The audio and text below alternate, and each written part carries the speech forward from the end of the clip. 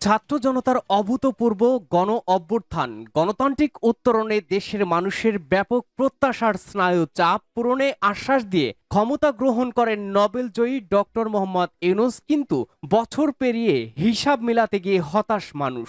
যেসব বীরশ্রেষ্ঠজনরা হাসিনার স্বৈরশাসনের বিরুদ্ধে সরব হয়ে ইউনূস সরকারকে সহযোগিতার হাত বাড়িয়েছিলেন, তারা এখন ফিরে যাচ্ছেন স্বপ্নভঙ্গের বেদনা নিয়ে।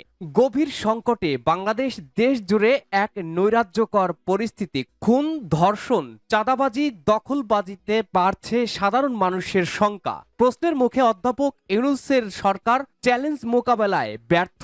জানিয়ে দেব বর্তমান পরিস্থিতিতে আমাদের হাতে থাকা সর্বশেষ আপডেট বাংলা সংবাদ। শুরুতেই শিরোনাম। নির্বাচন ঘোষণায় খুশি বিএনপি, বিষণ্ণ অন্য দুই দল।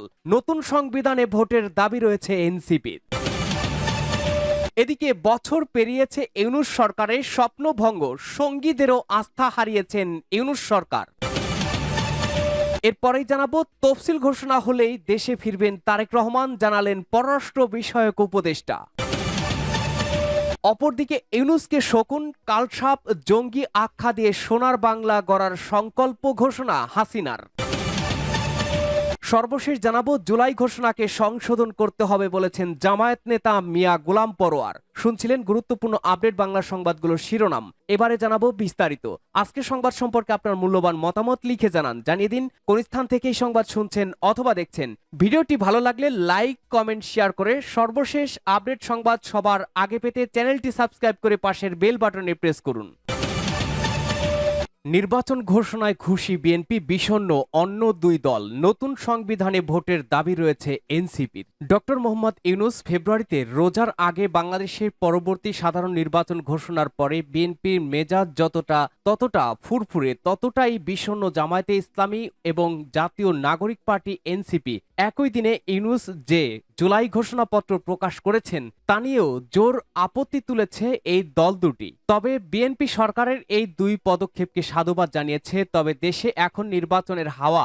জামায়াত ও এনসিপি তাই নির্বাচনের ঘোষণাকে স্বাগত জানাতে বাধ্য হয়েছে। তবে তারা বলছে, সব রাজনৈতিক দলের সঙ্গে আলোচনা ছাড়া ভোটের সময়সীমা ঘোষণা করে প্রধান উপদেষ্টা ঐতিহ্যকে লঙ্ঘন করেছেন। সঙ্গে একথাও জুড়ে দিয়েছেন, জনগণের প্রত্যাশা হলো ফ্যাসিস্ট আওয়ামী লীগের নেতাদের বিচার ও সংস্কারের সুপারিশগুলি বাস্তবায়ন করা। জামায়াত নেতারা বলছেন, সংস্কার ও স্বৈরাচারীদের বিচারের পরে নির্বাচন হোক তারা চেয়েছিলেন। নতুন সংবিধানে ভোটের দাবি রয়েছে এনসিপির। ইউনূসের এসব ঘোষণার পরে বিএনপির একদা মিত্ররা যে বেঁকে বসেছেন এবং তাতে পরিস্থিতি যে কোনো সময় পাল্টে যেতে পারে, সেই আশঙ্কা মাথায় নিয়ে বুধবার ঢাকায় বিএনপির গণ অভ্যুত্থানের বর্ষপূর্তির সমাবেশে দলের ভারপ্রাপ্ত চেয়ারম্যান তারেক রহমান আওয়ামী শাসনামলের কথা মনে করিয়ে দিয়েছেন। মিত্র শক্তিদের নাম না করে বলেছেন, জাতীয় স্বার্থে সবাইকে ঐক্যবদ্ধ থাকতে হবে। তারেক রহমান বলেন, রাজনৈতিক দলের সদস্যদের বলতে চাই, বিভিন্ন ইস্যুতে মতভেদ থাকবে, আমাদের আলোচনা চলবে। জাতীয় কোনো ইস্যুতে গণতন্ত্রের প্রশ্নে রাজনৈতিক দলগুলোর মধ্যে যাতে মুখ দেখাদেখি বন্ধ না হয়ে যায়, সেই লক্ষ্যে জাতীয় স্বার্থে সবাইকে ঐক্যবদ্ধ থাকা প্রয়োজন। এদিকে জামায়াতের এক শীর্ষ নেতা বলেছেন, আমরা মনে করি আচমকা লাইন থেকে সরে গিয়েছেন ইউনূস, তবে লাইনচ্যুতি হননি তিনি। তাই ইউনূসকে ভরসা করেই জামায়াত চাইছে তাকে আগে লাইনে ফিরিয়ে আনতে। সেজন্যই জামায়াত ও তাদের হাতে তৈরি দল এনসিপির নেতারা সরকারের সহানুভূতি অর্জনের উদ্দেশ্যে ভোটের ঘোষণাকে আপাতত স্বাগত জানাচ্ছে। তবে বলেছে, নির্বাচনের জন্য সুষ্ঠু পরিবেশ এখনো নিশ্চিত হয়নি। জুলাই গণ অভ্যুত্থানের আকাঙ্ক্ষা ছিল রাষ্ট্রের সার্বিক সংস্কার। এজন্য জাতীয় ঐকমত্য কমিশনের সঙ্গে মাস দুয়েক ধরে আলোচনায় জুলাই সনদ প্রণয়নের সিদ্ধান্ত হয়েছে। অথচ ইউনূসের পড়া জুলাই ঘোষণাপত্রে তার উল্লেখটুকুও নেই। ঘোষণা কখন কিভাবে কার্যকর করা হবে তা নির্দিষ্ট না থাকায় এটিকে পূর্ণাঙ্গ বিবৃতি বলেছে জামায়াত ইসলামী। একই সঙ্গে গুরুত্বহীন বলেও মনে করছে দলটি।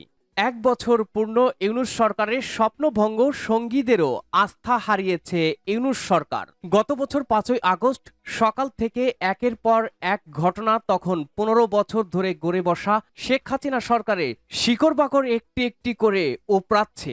সেনা মোতায়েন অগ্রাহ্য করে দুপুরে ঢাকার রাস্তায় নেমে প্রথম বিক্ষোভ মিছিলটি সংগঠিত করেন বাংলাদেশ কমিউনিস্ট পার্টির নেতাকর্মীরা।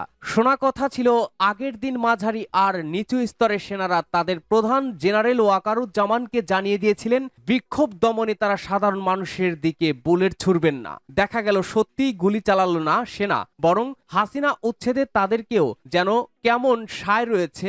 সিপিবির মিছিল লক গেট খুলে দিল, কাতারে কাতারে মানুষ রাস্তায়। ব্যাক চ্যানেলে দিল্লিকে জানালেন সেনাপ্রধান ওয়াকারুজ্জামান, অভ্যুত্থান সময়ের অপেক্ষা হাসিনাকে আশ্রয় দিন, অন্যথায় অনেক বড় কিছুই ঘটে যেতে পারে। দেশ ছাড়লেন হাসিনা, তাসের ঘরের মতো ধসে পড়ল তার সাম্রাজ্য।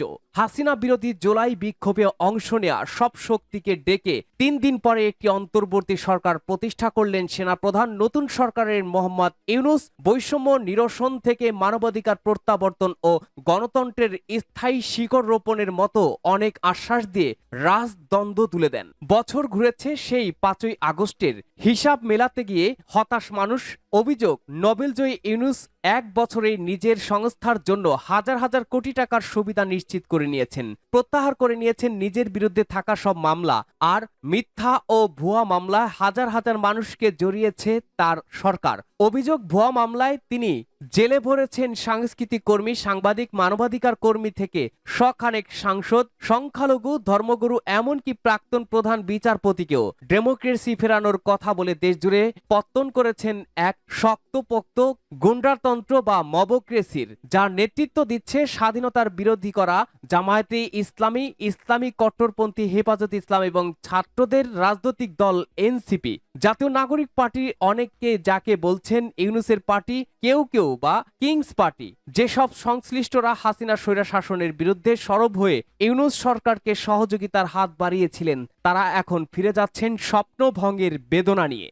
তফসিল ঘোষণা হলে দেশে ফিরবেন তারেক রহমান, জানালেন পররাষ্ট্র বিষয়ক উপদেষ্টা। ত্রয়োদশ জাতীয় সংসদ নির্বাচনের তফসিল ঘোষণা দিলেই দেশে ফিরবেন বিএনপির ভারপ্রাপ্ত চেয়ারম্যান তারেক রহমান। বৃহস্পতিবার একটি বেসরকারি টেলিভিশনকে বিষয়টি নিশ্চিত করেছেন তারেক রহমানের পররাষ্ট্র বিষয়ক উপদেষ্টা হুমায়ুন কবির। এর আগে গতকাল তিনি জানান, লন্ডনে বিএনপির ভারপ্রাপ্ত চেয়ারম্যান তারেক রহমানের সঙ্গে বৈঠক করেছেন মার্কিন চার্জ দ্য অ্যাফেয়ার্স রাষ্ট্রদূত ট্রেসি অ্যান জ্যাকবসন।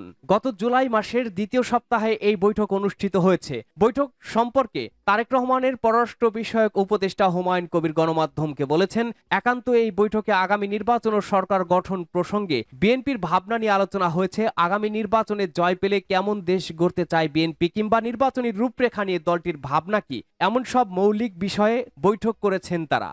ইউনূসকে শকুন, কালসাপ, জঙ্গি আখ্যা দিয়ে সোনার বাংলা গড়ার সংকল্প ঘোষণা শেখ হাসিনার। জাতীয় পতাকা শকুন খুব লেখাচ্ছে, বেজায় চটেছেন শেখ হাসিনা। ইউনূসকে বললেন কালসাপ, দাবি করলেন তার সব সিদ্ধান্তই অবৈধ।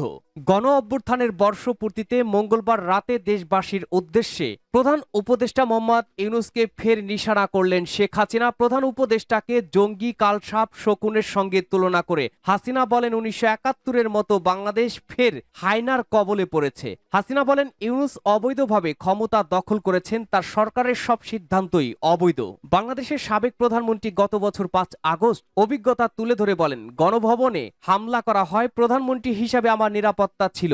তারা পাল্টা জবাব দিলে দুই পক্ষের মানুষই মারা যেত, কিন্তু আমি তা চাইনি, তাই ক্ষমতা ছেড়ে দিয়েছিলাম। হাসিনা মঙ্গলবারের ভাষণে ইউনূসের পাশাপাশি বিএনপির কার্যনির্বাহী চেয়ারম্যান তারেক জিয়ার বিরুদ্ধেও তোপ দাগেন। বলেন, লন্ডন থেকে সে পরামর্শ দিয়েছিল মানুষ মারলেই ক্ষমতা ছাড়তে বাধ্য হবে। দীর্ঘ ভাষণে হাসিনা তার জামানার সাফল্যের নানা নজির তুলে ধরে বলেন, 1 বছরে ইউনূস দেশটাকে ধ্বংস করে দিয়েছে, কোটি কোটি টাকা বিদেশে পাচার করেছে। হাসিনা বলেন, গত 1 বছরের সমস্ত হত্যাকাণ্ডের জন্য ইউনূস দায়ী, তিনি অবৈধভাবে ক্ষমতা দখল করেছেন। হাসিনা বলেন, জাতীয় পতাকা শকুন খুবলে খাচ্ছে। শেখ হাসিনা আরো বলেন, আমি কাউকে হত্যা করিনি, আমি ন্যায় বিচারে বিশ্বাস করি, তাই বঙ্গবন্ধুর হত্যাকারীদের হত্যা না করে বিচারের মুখোমুখি করেছিলাম। হাসিনা দেশবাসীর কাছে বিচার চেয়ে বলেন, আওয়ামী লীগ কি অপরাধ করেছে? আওয়ামী লীগ দেশ স্বাধীন করেছে, আওয়ামী লীগ দেশ গড়েছে, আওয়ামী লীগ সেটা কি অপরাধ? হাসিনা দেশবাসীর উদ্দেশ্যে ইউনূসের সাজা দাবি করেন। জুলাই ঘোষণাকে সংশোধন করতে হবে বললেন জামায়াত নেতা মিয়া গোলাম পরোয়ার। জুলাই ঘোষণাপত্রে একটি নির্দিষ্ট দলের চিন্তা চেতনা প্রকাশ পেয়েছে বলে রাজনীতির ময়দানে গুঞ্জন উঠেছে, এমন মন্তব্য করেছেন বাংলাদেশ জামায়াত ইসলামীর সেক্রেটারি মিয়া গোলাম পরোয়ার। তিনি বলেন, জাতি জুলাই বিপ্লবের অপেক্ষায় ছিল, দেশের ইতিহাসে এটি একটি গুরুত্বপূর্ণ অবদান হিসেবে লিপিবদ্ধ থাকবে। তবে শত শত মানুষের রক্ত ও জীবন যদি ব্যর্থ হয়ে যায়, তাহলে আরেকটি ফ্যাসিবাদের জন্ম হতে পারে। তিনি অভিযোগ করে বলেন, বিচারক হত্যা, পিলখানা হত্যাকাণ্ড, শাপলা চত্বরের ঘটনা এবং শিক্ষকদের অবদান এসব কিছুই জুলাই ঘোষণাপত্রে অন্তর্ভুক্ত হয়নি। জুলাইয়ের যে আকাঙ্ক্ষা ছিল তা ঘোষণাপত্রে প্রতিফলিত হয়নি। এসব বিষয় অন্তর্ভুক্ত করে ঘোষণাপত্রটি সংশোধন করতে হবে। বৃহস্পতিবার 7 আগস্ট বিকাল 3টায় জাতীয় প্রেস ক্লাবের আব্দুস সালাম হলে 3য় তলা বাংলাদেশ আদর্শ শিক্ষক ফেডারেশন আয়োজিত 2024 সালের ঐতিহাসিক জুলাই গণ অভ্যুত্থান স্মরণে ছাত্র শিক্ষক জনতার অবদান ও করণীয় শীর্ষক এক আলোচনা সভায় প্রধান বক্তা হিসেবে তিনি এসব কথা বলেন। গোলাম পরোয়ার বলেন, জুলাই ঘোষণাপত্রে ইসলামপন্থীদের অবদান মূল্যায়িত হয়নি। প্রধান উপদেষ্টার তৈরি ঘোষণাপত্রটি অসম্পূর্ণ। বিদ্যমান ব্যবস্থায় নির্বাচন হলে নতুন ফ্যাসিবাদের জন্ম হতে পারে। নির্বাচনের সময় ঘোষণাকে ইতিবাচক বলা হলেও প্রয়োজনীয় সংস্কার ছাড়া নির্বাচন হলে তা জনগণের সঙ্গে প্রতারণা হবে। নির্দলীয় সরকারের অধীনেই জুলাই সনদের আইনি ভিত্তি প্রতিষ্ঠা করে সেই আলোকে জাতীয় নির্বাচন আয়োজনের আহ্বান জানান তিনি।